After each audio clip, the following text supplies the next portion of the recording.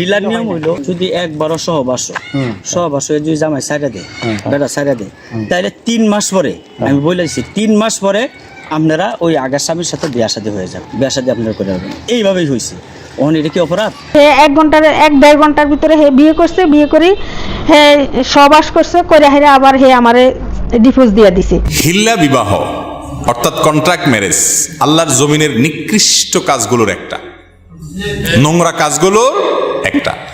হাদিস শরীফে বর্ণিত হয়েছে লাআনাল্লাহুল মুহাল্লিলা ওয়াল মুহাল্লাল্লাহ, যে হিল্লা করে আর যার জন্য হিল্লা করানো হয় এই উভয়ের প্রতি আল্লাহর গজব নাজিল হয়, আল্লাহ লানত বর্ষিত হয়।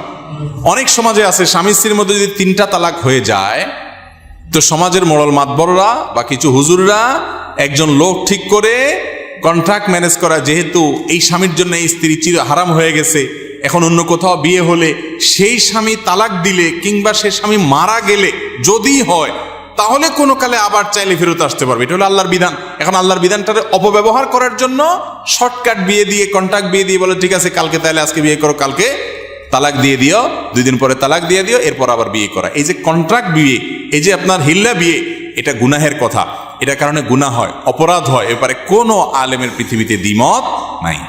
কথা কি বুঝাতে পারছি? অতএব এই নাজায়েজ এবং গুনাহের কাজটা সমাজে যদি কোনো হুজুর প্রতিষ্ঠা করতে চায়, মোল মাতবররা প্রতিষ্ঠা করতে চায়, তারা পাপিষ্ঠ।